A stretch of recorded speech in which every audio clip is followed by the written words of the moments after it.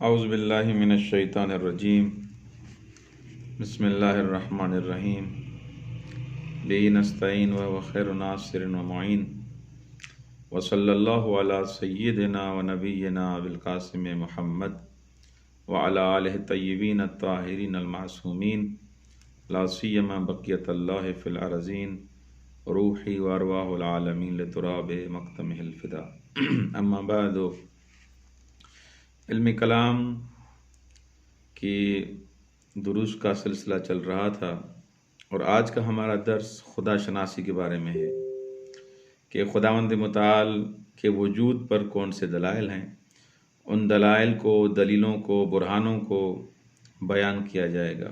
سب سے پہلی دلیل جو بیان کی جاتی ہے، پہلا برہان جسے کہا جاتا ہے، اس برہان کا نام ہے برہان نظم۔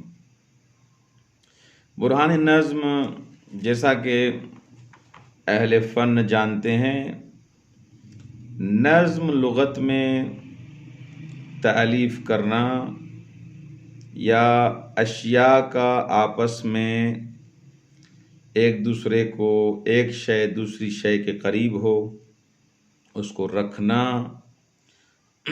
مثلا تسبیح کے جو دانے ہیں، ان کا سسٹم ایسا ہے کہ پہلے ایک دانہ، پھر دوسرا دانہ، پھر تیسرا دانہ، یہ آپس میں بھی موجود ہیں، اکٹھے بھی ہیں، لیکن ترتیب کے ساتھ ہیں۔ لغت میں اس کو نظم کہا جاتا ہے۔ اب نظم اس کو جو کہا جاتا ہے، اس سے واضح ہو گیا کہ نظم کے لیے کچھ چیزوں کا ہونا ضروری ہے۔ پہلے تو متعدد اشیاء ہوں، یعنی مثلا اگر آپ تسبیح بھی بنا رہے ہیں تو اس تسبیح کے لیے بھی متعدد دانوں کا ہونا ضروری ہے۔ 100 دانے، 200 دانے، 33 دانے تسبیح کے لیے ہونا ضروری ہے۔ ایک دانے کو نظم نہیں دیا جا سکتا، یعنی متعدد اشیاء ہوں گی تب نظم دیا جائے گا۔ آپ کمرہ ہی سیٹ کر رہے ہیں، کوئی روم سیٹ کر رہے ہیں، کوئی مدرسہ سیٹ کر رہے ہیں، کوئی اسکول سیٹ کر رہے ہیں، اس میں متعدد اشیاء اگر ایک کمرے میں، ایک روم میں پڑی ہوئی ہیں تو ان کو آپ اگر ترتیب سے رکھتے ہیں تو پہلے اشیاء کا ہونا ضروری ہے، کافی اشیاء ہوں تاکہ ان کو آپ نظم اور ترتیب کے ساتھ رکھیں۔ پہلی شرط یہ ہے کہ اشیاء متعدد ہوں۔ اس کے بعد جو اشیاء ہیں، ان اشیاء میں ہم آہنگی کرنے والا، ان میں نظم دینے والا کوئی عامل ہو، کوئی ہو جو ان کو سیٹ کرے، ان کو نظم دے، ان کو ترتیب دے۔ اور تیسرا، یہ جو نظم دیا جا رہا ہے، یہ جو اکٹھا کیا جا رہا ہے، اس کا کوئی ہدف بھی ہونا چاہیے۔ میں جو اس کو سیٹ کر رہا ہوں، مثلا کوئی انسان روم بنا رہا ہے، کوئی کمرہ بنا رہا ہے، کوئی معمار ہے، تو وہ بننا جو ہے، جو اس کمرے کو بنا رہا ہے، وہ ایک اینٹ رکھے گا، اس کے بعد دوسری اینٹ رکھے گا، اس کے بعد یہ کرے گا، وہ کرے گا، ٹیئر گارڈر، یہ وہ سارا سسٹم۔ تو اس کا ہدف یہ ہے کہ روم بن جائے، کمرہ بن جائے، مدرسہ بن جائے، یا مثلا اسکول بن جائے، گھر بن جائے۔ یعنی ایسے نہیں کہ ایسے اینٹیں رکھتے جا رہا ہے، کوئی اس کا ہدف نہیں ہے۔ تو اس کا کوئی ہدف بھی ہونا چاہیے، کوئی مقصد بھی ہونا چاہیے۔ یہ جو آپ کام کر رہے ہیں، اس کا کوئی ہدف ہوگا۔ تو بس 3 جو مین شرائط ہیں: ایک، اشیاء متعدد ہوں، دوسرا، کوئی ایسی ہستی ہو، کوئی ایسا عامل ہو جو ان کو نظم دے، ترتیب دے۔ اکٹھے تو پڑے ہوئے ہیں لیکن نظم دینے والا کوئی ہو، ایسے خود بخود تو کچھ نہیں ہوتا۔ کوئی عامل ہوگا، کوئی چیز ایسی ہوگی، کوئی ہستی ہوگی جو ان کو نظم دے گی۔ خود بخود کمرے میں کوئی بکھری ہوئی اشیاء خود بخود سیٹ تو نہیں ہوگی۔ تسبیح کے دانے ادھر سے ادھر اگر بکھر جائیں تو کیا وہ تسبیح آٹومیٹک خود بخود تسبیح بن جائے گی؟ دانہ کوئی وہاں پڑا ہے، کوئی کونے میں پڑا ہوا ہے، کوئی شمال میں پڑا ہوا ہے، کوئی اس جگہ پڑا ہوا ہے، تسبیح آٹومیٹکلی درست تو نہیں ہو جائے گی۔ کوئی ہوگا جو اس تسبیح کے دانوں کو ایک دھاگے میں پروئے گا، تب جا کے تسبیح بنے گی۔ تو کوئی عامل بھی ہو جو اس تسبیح کو منظم کرے۔ تیسرا، اب یہ جو دانوں کو اکٹھا کر رہا ہے، اس کا ہدف یہ کہ تسبیح بن جائے، یعنی ان دانوں کو جو مرتب کر رہا ہے، نظم دے رہا ہے، اس کا کوئی ہدف بھی ہو۔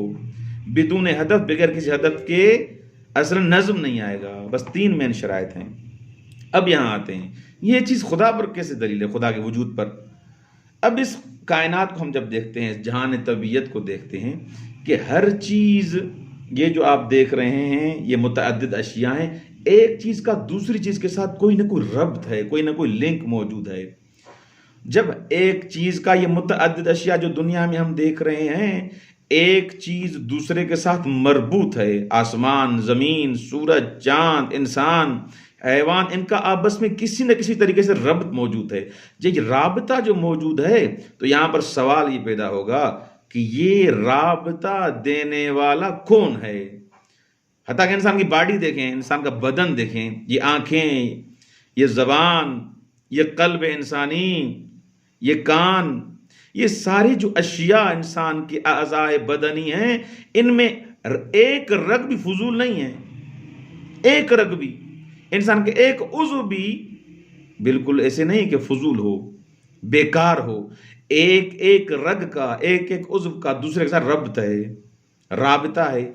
اب یہ اتنا رابطہ قوی، منسجم، اور یہ جو اعضاء انسانی ہیں، دوسرے اشیاء کو میں نہیں کہہ رہا کہ پوری کائنات کی طرف آپ سوچیں گے تو واضح دلیل ہے، اس میں رابطہ جو ہے یہ ایسے تھوڑی آٹومیٹکلی، یہ بغیر کسی رابطے دینے والے اور عامل کے یہ خود بخود یہ رابطہ ہو گیا ہے، آٹومیٹک نظم ہو گیا ہے، بغیر کسی ناظم کے نظم آ گیا ہے، ایسے تو نہیں ہو سکتا۔ تو بس کوئی ناظم ہے جس نے اس انسان کو منظم بنایا ہے، ایک ایک رگ کو، ایک ایک حصے کو دوسرے کے ساتھ مربوط قرار دیا ہے۔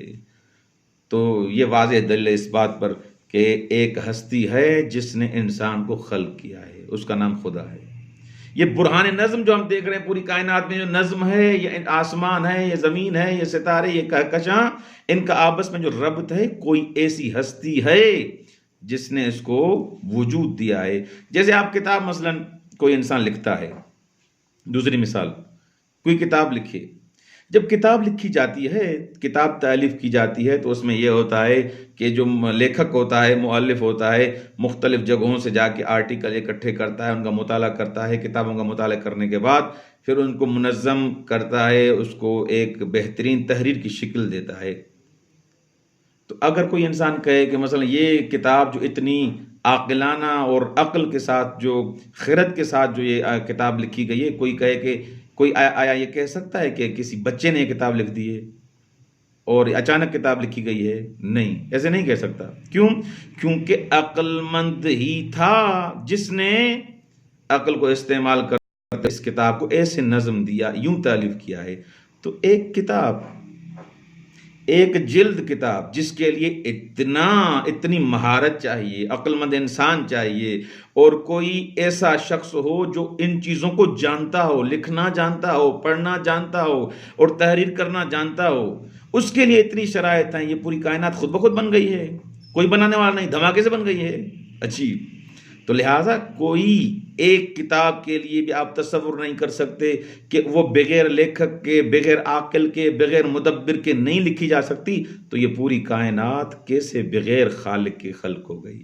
یہ بہترین دلیل ہے خدا کے وجود پر۔ والسلام علیکم ورحمۃ اللہ وبرکاتہ۔